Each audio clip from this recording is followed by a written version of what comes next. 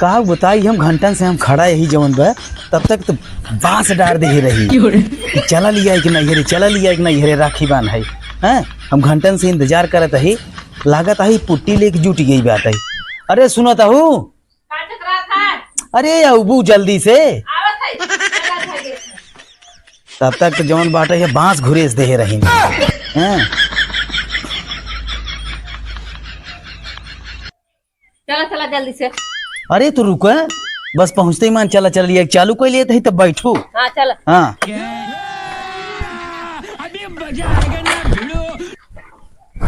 अरे चालू हो जे।